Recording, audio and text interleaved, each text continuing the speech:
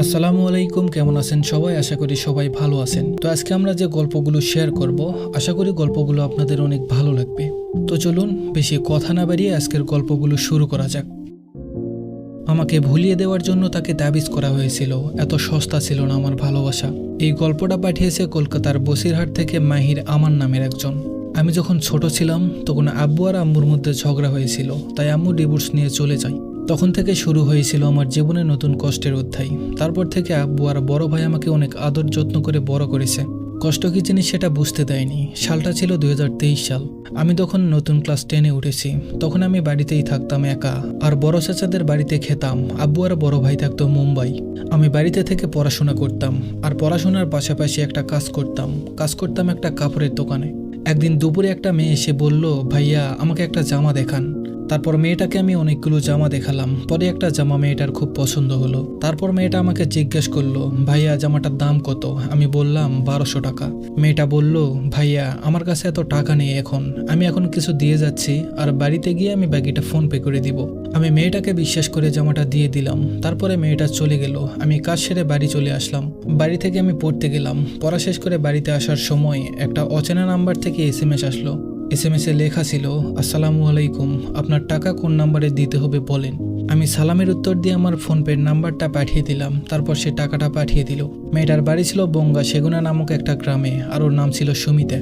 ওর বয়স ছিল 15 বছর, ক্লাস 9-এ পড়তো। তখন থেকে আমাদের একটু একটু কথা হতো। সে আমার অনেক খেয়াল রাখতো, সবসময় আমাকে SMS করতো। আবার আমি কোনো মেয়ের দিকে তাকালে আমার উপর অনেক অভিমান করতো, আর আমার তার অভিমানগুলো ভাঙাতে ভালোই লাগতো। এভাবে আমাদের দিনগুলো ভালোই যাচ্ছিল।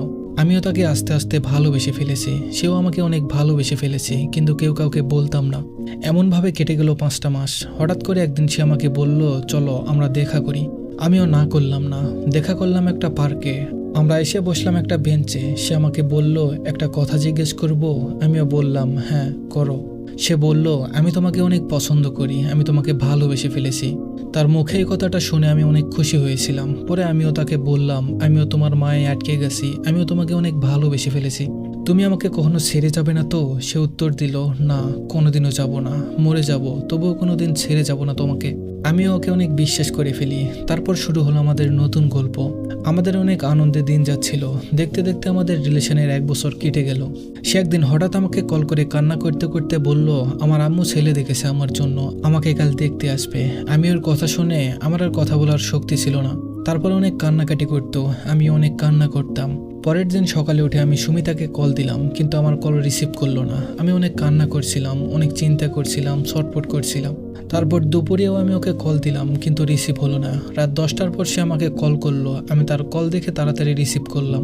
সে আমাকে কান্না করতে করতে বলল, তারা নাকি তাকে পছন্দ করেছে। তখন ওই মুহূর্তে আমি কি করব কিছুই বুঝতে পারছিলাম না। তারপর আমি ওকে কান্না করতে করতে বললাম যে, তুমি বিয়ের জন্য মানা করে দাও, বলো তুমি এখন বিয়ে করবে না। সে বলল যে, আমি অনেক বুঝিয়েছি, কিন্তু তারা বুঝছে না। ছেলে নাকি অনেক ভালো, ছেলে মুম্বাই ব্যাংকে চাকরি করে। ও নাকি অনেক কান্না করেছে, ওদের হাতে পায়ে ধরেছে, কিন্তু তারা মানছে না। সে অনেক পাগলামি করতে থাকে।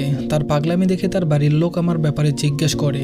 সে আমার ব্যাপারে সব তার পরিবারকে বলে দেয়। তারপর তারা বলে যে, আমরা ছেলেটার সাথে একবার কথা বলতে চাই। তারপরে ঠিক দুপুরে ওর আম্মু আমার কাছে কল করলো, আমার বিষয়ে সবকিছু জানলো। আমি ওর আম্মুকে কান্না করতে করতে সবকিছু বললাম। তারপর তার আম্মু বলল যে, আমরা দেখছি কি করা যায়, তোমার আব্বু আম্মুর সাথে কথা বলে বা তোমার পরিবারের সাথে কথা বলে দেখছি। তারপর কল কেটে দিল। তারপর থেকে আমি খুব টেনশনে থাকতাম। আব্বুকে অনেক আকুতি মিনতি করে মানিয়েছিলাম। আমার আব্বু তাদের সাথে কথা বলতে চেয়েছিল, কিন্তু তারপর থেকে তারা আর কেউ কোনোদিন কল করেনি। আমি অনেক কান্না করতাম। তাদের নাম্বারে কল করলে নাম্বারটা সুইচ অফ বলতো। একদিন হঠাৎ করে অন্য একটা নাম্বার থেকে আমার ফোনে কল আসলো। আমি জিজ্ঞেস করলাম কে। তারপরে উপাস থেকে কান্নার আওয়াজ আসছিল। আমি বুঝে গিয়েছিলাম এটা সুমিতা। আমি বললাম, কি হয়েছে, আমাদের বিষয়টা কি মেনে নিয়েছে তোমার আব্বু আম্মু? সে বলল, না, কোনো রকমেই মানছে না। আমি অনেক চেষ্টা করেছি। আমি কান্না করতে করতে হাতে পায়ে ধরেও বলেছি যে, আমি অন্য জায়গায় বিয়ে করব না, আমার ওই ছেলেকেই লাগবে, কিন্তু তারা মানছে না। এটা শোনার পর আমি আব্বুর সাথে তাদের কথা বলার কথা বলি, কিন্তু সে বলে যে কথা বলতে চায় না তার আব্বু আম্মু। আর সে এটাও বলল যে তাদের ফোনে যেন আমি কল না করি। এটা শুনে আমি অনেক কান্না করেছিলাম, অনেক ভেঙে পড়েছিলাম। তারপর আমি তাকে বললাম যে চলো আমরা পালিয়ে যাই, কিন্তু সুমিতা যায়নি আমার সাথে। সে বলে দিল, আমি যেতে পারবো না তোমার সাথে, আমি পরিবারের কথাই শুনবো। আমি তাকে বললাম, আমি তোমাকে ছাড়া থাকতে পারবো না। সুমিতার পায়ে ধরে বলেছিলাম যে আমাকে ছেড়ে যেও না। অন্য জায়গায় বিয়ে করো না, কিন্তু সে শুনেনি, কল কেটে দিয়েছে। একটা মেয়ে হুট করে এতটা পাল্টে যেতে পারে আমি ভাবতেও পারিনি। যে মেয়েটা আমাকে ছাড়া একটুও থাকতে পারতো না, সেই মেয়ে হুট করে এতটা পাল্টে গেল। ও আমার সাথে কথা না বলেই থাকতো, বেশ হাসি খুশি থাকতো। এর সব কিছু আমি জানতে পেরেছি ওর এক বান্ধবীর কাছ থেকে। সুমিতা নাকি অনেক হাসি খুশি থাকতো, তার পরিবারের পছন্দেই বিয়ে করবে বলে দিয়েছে। এটা শোনার পর আমি পাগলের মতো হয়ে গিয়েছিলাম। আমি অনেক কান্না করতাম, ভেঙে পড়েছিলাম। একদিন হঠাৎ করে তার কাকিমা ফোন করে বলে যে কিছু গোপন কথা আছে। আমি বললাম কি কথা বলেন। বলল যে সুমিতাকে নাকি তাবিজ করা হয়েছে, আর জানুয়ারি মাসের 13 তারিখ তার বিয়ে। এটা শোনার পর আমি থমকে গিয়েছিলাম যে কি বলে। কেউ কি নিজের সন্তানকে তাবিজ করতে পারে? ওকে তাবিজ করে আমাকে ভুলিয়ে দেওয়া হয়েছে। আমি ওর সাথে অনেক যোগাযোগ করার চেষ্টা করেছি, কিন্তু আমি আর যোগাযোগ করতে পারিনি। ওর বিয়ের দিন আমি খুব কান্না করেছিলাম, এতটাই কান্না করেছিলাম যে একটা সন্তানহারা মাও এতটা কান্না করে না যতটা আমি কান্না করেছিলাম তাকে পাওয়ার জন্য। তার বাড়ির লোকের কাছে অনেক অপমানিত হয়েছিলাম, তাদের পায়ে পড়েছিলাম, কিন্তু তার পরিবার মানেনি। সুমিতার পায়ে পড়ে বলেছিলাম তুমি থেকে যাও, কিন্তু সে থাকেনি। তাকে হারিয়ে রাত জাগা, নেশা করা সব শুরু করে দিয়েছিলাম। পাগলের মতো হয়ে গিয়েছিলাম। আজ আমাদের ভালোবাসার বিচ্ছেদের 1 বছর 1 মাস। এখনও তার কথা মনে পড়লে খুব কান্না করি। হ্যাঁ, এখন আমি একা থাকতে শিখে গেছি। প্রতি রাতে নেশার একাকিত্বই আমার প্রিয় হয়ে গেছে। তাকে এখনও অনেক ভালোবাসি, শুধু আমি তার পরিবারকে এতটুকুই বলতে চাই যে আমি কোন দিক থেকে কমতি রেখেছিলাম। সব দিক দিয়েই তো আমি সুমিতাকে ভালোবেসেছিলাম। আমি কি তাকে ভালো রাখতে পারতাম না? কেন তাকে আমার থেকে ছিনিয়ে নিলেন? কেন আমাকে ধ্বংস করে দিলেন? তো এই ছিল আজকের আমাদের প্রথম গল্প। আশা করি গল্পটা আপনাদের অনেক ভালো লেগেছে। আসলে পরিবারের মানুষজন কি চায় আমি সত্যিই বুঝি না। ছেলেটাকে মেয়েটাকে ভালো রাখতে পারতো না? টাকা পয়সায় কি সবকিছু? চাকরি কি সবকিছু? আমি এমনও মেয়েকে দেখেছি যারা রাজপ্রাসাদে থেকেও ভালোবাসা পায় না। আবার এমনও মেয়েকে দেখেছি যারা গাছতলায় থেকেও তাদের ভালোবাসার অভাব হয় না। যাই হোক, গল্পটা ভালো লাগলে অবশ্যই কমেন্ট করে জানাবেন। আর নতুন নতুন গল্প পেতে অবশ্যই আমাদের ইউটিউব চ্যানেল আর ফেসবুক পেজটা ফলো করে দিবেন। প্রবাসী এক ছেলেকে মোবাইলে বিয়ে করেছিলাম, আর সেই জন্যই আমার জীবনের আজ করুণ অবস্থা। আমার নাম সাফা, বাসা জামালপুর। আমরা 1 ভাই 1 বোন। আমি ছোট, খুব হ্যাপি ফ্যামিলি ছিল আমাদের। আমার ভাইয়া বিদেশে থাকতো, আমার ভাবিও বিদেশে থাকতো। খুব সুন্দরভাবে চলছিল আমাদের পরিবার। আমার ভাবি যখন প্রেগনেন্ট তখন দেশে চলে আসে। 2017 সালে আমার ভাতিজা হয়। 9 মাস 15 দিনের বাচ্চা রেখে আমার ভাবি আবার বিদেশে চলে যায়। এর মধ্যে সবকিছু ঠিকঠাকই চলছিল। আমার ভাবি 2020 সালে আবার দেশে চলে আসে। তখন আমি এসএসসি পরীক্ষা দিচ্ছিলাম, তাই আমি ভাবিকে রিসিভ করতে এয়ারপোর্টে যেতে পারিনি। এদিকে অনেক জায়গা থেকে আমার জন্য বিয়ের ঘর আসছিল। এক জায়গায় আমার বিয়ে ঠিকও হয়ে গেছিল। একটু ঝামেলা হয়ে বিয়েটা ভেঙে যায়। ঝামেলার কারণ ছিল তারা বাইক এবং পুরো ঘর সাজিয়ে দিতে হবে বলেছিল। এতে শুধু আমার বাবা রাজি ছিল, ভাই, ভাবি এবং মা রাজি ছিল না। আরেক জায়গাতে বিয়ের কথা চলে। ছেলে থাকে বিদেশে, ছেলের বাড়িও জামালপুর। তারা আমাকে দেখতে আসে, তাদের অনেক পছন্দ হয় আমাকে। ওখানে আমার বাবা, ভাই এবং ভাবি রাজি ছিল, তাই সেখানে আমার বিয়ে ঠিক হয়ে যায়। কিন্তু আমার মা রাজি ছিল না। সবাই রাজি থাকায় আমার মার আর কিছুই করার ছিল না, তিনিও রাজি হয়ে যায়। সেই ছেলের নাম ছিল রতন। তারা 2 ভাই 2 বোন। আমার জন ছিল 3 নাম্বার। আমার শ্বশুর বাড়ির লোকজন বলেছিল বিয়ের পর ছেলে আর বিদেশে থাকবে না, সে দেশে চলে আসবে একবারে। এই কথা শোনার পর সবার সম্মতিতে আমাদের মোবাইলে বিয়ে হয়ে যায়। আমার হাজব্যান্ড আমার থেকে 11 বছরের বড় ছিল, কিন্তু আমি যখন এটা জানতে পারি তখন আমার কিছুই করার ছিল না, কারণ বিয়ে হয়ে গেছে। আমার তখন ফোন ছিল না, ভাবির ফোন দিয়ে কথা বলতাম হাজব্যান্ডের সাথে। বিয়ের 15 দিন পর আমার ভাবি আবার বাবার বাড়িতে চলে যায়। আমি আমার হাজব্যান্ডের সাথে যোগাযোগ করতে পারি না। 3 দিন পর তার সাথে যোগাযোগ হয় এবং সে আমাকে ফোন কেনার জন্য টাকা পাঠায়, আর আমি একটা ফোন কিনে নিই। আমাদের মধ্যে খুব সুন্দরভাবে কথাবার্তা চলছিল। সে আমার পিক চাইতো, আমি দিতাম। একদিন সে আমার সঙ্গে ভিডিও কলে খারাপ কাজ করতে চেয়েছিল, আমি রাজি ছিলাম না। পরে তার সঙ্গে একটু মনোমালিন্য হয়। আমার হাজব্যান্ড 14 দিনের মতো কথা বলা বন্ধ করে দেয়। আমার সঙ্গে ভালোভাবে কথা বলতো না, আমার খুব খারাপ লাগতো। আবারও সে ফোনের মধ্যে খারাপ কাজের জন্য বলে, আবারও আমি রাজি হই না। সে আবারও 5 দিনের মতো কথা বলা বন্ধ করে দেয়। তারপর যখন আবার বলে আমি তখন রাজি হয়ে যাই এবং আমার পার্সোনাল কিছু ছবি এবং ভিডিও দেই। এভাবেই চলতে থাকে আমাদের সম্পর্ক। এলাকার লোকেরা আমার মাকে বলতো কেমন জামাইয়ের সাথে বিয়ে দিয়েছেন, এখন পর্যন্ত দেখতে পারলাম না। এদিকে তার দেশে আসার কোনো নামই ছিল না।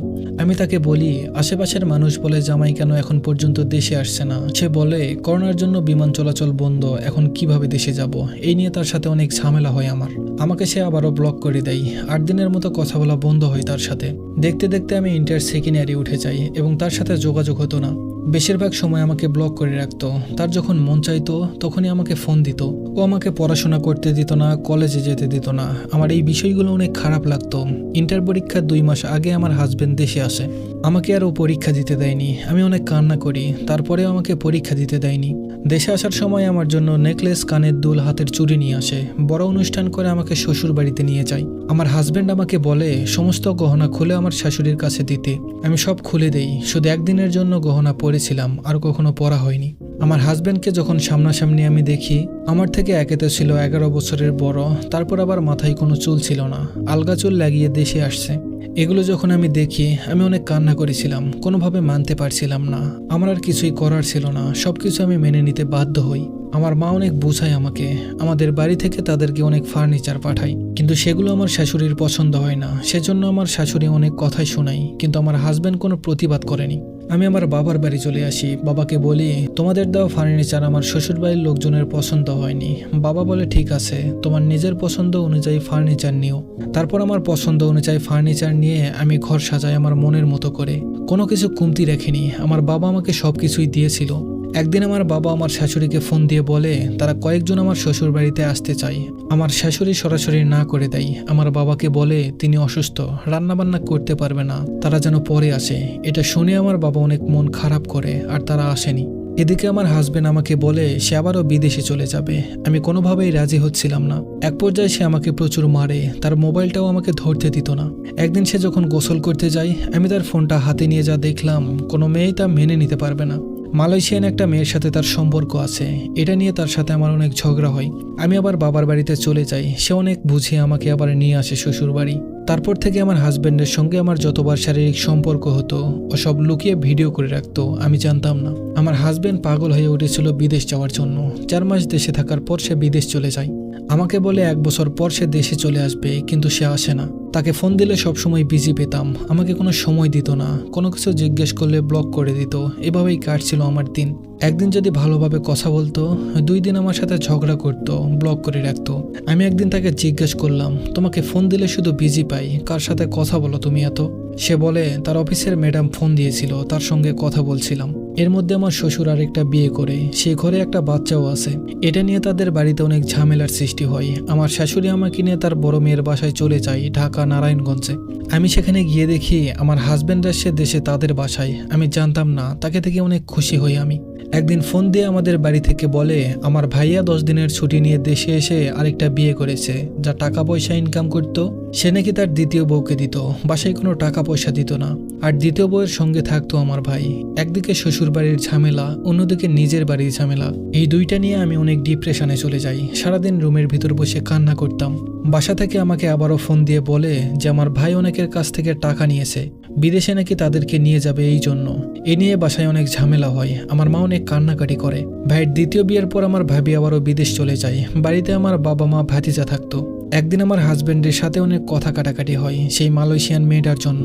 শুধু তাই না, সে 4-5টা ফেসবুক আইডি চালাতো এবং অনেক মেয়েদের সঙ্গে কথা বলতো। এগুলো নিয়ে আমাকে অনেক মারে এবং মুখে তালাক দিয়ে দেয়। আমি তখন কি করব বুঝতে পারছিলাম না। আমি বাবার বাড়িতে চলে যাই। সেখানে গিয়ে দেখি আমার ভাই যাদের থেকে টাকা নিয়েছিল বিদেশে নিয়ে যাওয়ার জন্য, তারা এসে আমাদের বাড়িঘর ভেঙে দিয়েছে।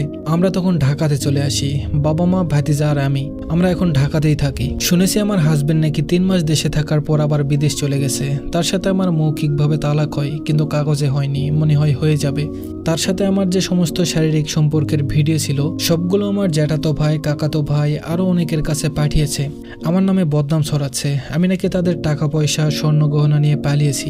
অথচ সে যখন দেশে আসে কারোর জন্য কিছু নিয়ে আসেনি, আমার নামে মিথ্যা বদনাম ছড়াচ্ছে। 3 দিন আগে শুনলাম ও নাকি আরেকটা বিয়ে করেছে, নতুন করে সংসার করছে। এখানে আমার দোষ কি ছিল? আমার সাথে কেন এমনটা হলো? আমার জীবনের গল্পটা শেয়ার করার একটাই কারণ, আমার মা বাবার মতো কেউ যেন ভুল না করে। বিদেশে থাকা ছেলের সাথে না দেখে না শুনে কখনো মেয়ের বিয়ে দিবেন না। দেশের মধ্যে একটা রিক্সাওয়ালার কাছে হলেও বিয়ে দিবেন, এতে আপনার মেয়ে সুখে থাকবে। সবাই আমার জন্য দোয়া করবেন। এই ছিল এই বোনটার জীবনের গল্প। আসলে জীবনের গল্প যে এতটা কঠিন, আমরা এই গল্পগুলো না শুনলে কখনোই বুঝতাম না। তো যাই হোক, গল্পটা ভালো লাগলে অবশ্যই কমেন্ট করে জানাবেন। আর নতুন নতুন গল্প পেতে অবশ্যই আমাদের ইউটিউব চ্যানেলটা সাবস্ক্রাইব করবেন। তো চলুন বেশি কথা না বাড়িয়ে আজকের শেষ গল্পটা শুরু করা যাক। এই গল্পটা পাঠিয়েছে নাম প্রকাশে অনিচ্ছুক একটা আপু। আমার বিয়ে হয়েছে 7 বছর 7 দিন হলো। 2018 সালের ফেব্রুয়ারি মাসের 16 তারিখ। বিবাহিত জীবন বেশ ভালোই চলছিল, রিলেশন করেছি, প্রস্তাবেই বিয়ে হয়েছে। বিয়ের 11 মাস পর আল্লাহ আমাকে একটা পুত্র সন্তান দিল। আলহামদুলিল্লাহ, সবাই অনেক খুশি। আমার জামাই পেপার কোম্পানিতে জব করত। এভাবেই দিন কাটতে লাগলো বেশ ভালোই। ছেলে যখন বসতে শুরু করলো তখন আমার জামাই আইপিএলে বাজি ধরে সব শেষ করে দিল। আমার স্বর্ণের জিনিস বিক্রি করলো, বন্ধক এইটা সেইটা, মানে সবকিছু শেষ করে দিল চুপচাপে। জীবনে শুরু হলো ঝড় তখন থেকে। তারপরে আমার ছেলের বয়স যখন 2 বছর, তখন ওর বিদেশে থাকা ফ্রেন্ডরা ওকে বিদেশে নেওয়ার জন্য প্রস্তাব দিল। আমি মানা করেছিলাম প্রথমে, তারপরে দেখি জুয়া বাদ দিয়ে নেশার পথ বেছে নিল। পরে সে যেতে ওকে বিদেশে যেতে বলি আমি, সে রাজি হলো, সে বিদেশে চলে গেল। প্রায় 3টা বছর কাটলো ওমান দেশে। তারপর ফ্যামিলি ভিসা পেল, 6 মাসের জন্য বউ বাচ্চা নিয়ে যেতে পারবে, কোম্পানি বলে দিয়েছে। তার বউ বাচ্চার জন্য পাসপোর্ট করলো, কিন্তু ভিসা বন্ধ হয়ে গেল, আর যাওয়া হলো না। পরে সে নিজেই দেশে আসে। দেশে এসে 5টা মাস যে ছিল, কি আর বলবো, ভাষা খুঁজে পাচ্ছি না। সে প্রবাসে থাকে দেখে সবাই গা ছেড়ে দিয়েছিল ওর উপর। এদিকে বউ বাচ্চার খরচ দিতে হয়, বাবা মায়ের খরচ দিতে হতো, বড় বড় ভাই ভাবি বোনদের খরচ দিতে হতো। ভাইরা বিয়ে করেছে, তারপরেও তাদেরকে মাসে মাসে টাকা দিতে হতো। দেশে এসে সবাই ওর উপর গা ছেড়ে দিয়েছে, কেউ খরচ করে না। সব আমার জামাইয়ের উপর প্রেশার দেয় আমার শাশুড়ি। 5টা মাস ছুটি কাটিয়ে ও আবারও ওমানে চলে যায়। তারপরের মাসে আমার শাশুড়ি দেবরদের আসল রূপটা ধরা পড়ে, আমার সাথে অত্যাচার শুরু করে দিল। এক পর্যায়ে আমার ছোট দেবর আমাকে মারতেও আসছিল। এটার প্রতিবাদ করেছিল আমার জামাই, তাই আমার শাশুড়ি আমাকে বাসা থেকে বের করে দিল আর বলল যে আমি আমার ছেলেকে ত্যায্য পুত্র করে দিব। অথচ 3তলা ফাউন্ডেশন করেছি। অনেক টাকা আমার জামাইও খরচ করেছে বাড়ির কাছে, তারপরেও জায়গা হলো না সেই বাড়িতে। আমার জামাই কাছে নেই দেখে আমাকে তারা আর থাকতে দিল না, প্ল্যান করে বাড়ি ছাড়া করে দিল। আমার ছেলের স্কুল পড়া নষ্ট হয়ে গেল, চলে আসলাম বাপের বাড়িতে। এখানে আমার ছেলেকে নার্সারিতে ভর্তি করিয়ে দিই। এখন আমার শ্বশুর বাড়ির লোক আবারও আমাকে যেতে বলছে, কিন্তু এখন আবার পড়ালেখা তো নষ্ট করা যাবে না। স্বামী না থাকতে কতজনের যে কত কথা শুনেছি, কারো মন পাওয়া যায় না। যে সাপোর্ট করে সেই তো নেই কাছে। এটার সুযোগ নিয়ে তারা অত্যাচার করে। শুরু থেকেই কোনোদিনও ঝগড়া করিনি, তাই আমাকে বোকা ভাবে। আমার জামাইয়ের টাকা দিয়ে 12 থেকে 13 জনের সংসার চলে, আর আমার সাথে অত্যাচার শুরু করে দেয় সুযোগ পেলেই। আবার আমার 6 বছরের বাচ্চাটার খাওয়ারও খোটা দেয় আমার শ্বশুর বাড়ির লোকেরা। আমার জীবনটা অনেক কষ্টের। সুযোগ মতো জামাইও কথা শুনিয়ে দেয় টেরা টেরা। প্রবাসীর বউদের এত কিছু সহ্য করা লাগে কেন? এই সমাজ কেন এমন করে প্রবাসীর বউদেরকে? তো এই ছিল আজকের আমাদের গল্পগুলি। আশা করি গল্পগুলো আপনাদের অনেক ভালো লেগেছে। আমাদের গল্পগুলো ভালো লাগলে অবশ্যই আমাদের কমেন্ট করে জানাবেন। আর নতুন নতুন গল্প পেতে অবশ্যই আমাদের ইউটিউব চ্যানেলটা সাবস্ক্রাইব করে দিবেন। দেখা হবে আবার নতুন কোনো ভিডিওতে নতুন কোনো গল্প নিয়ে। সবাই ভালো থাকবেন, সুস্থ থাকবেন। ধন্যবাদ সবাইকে।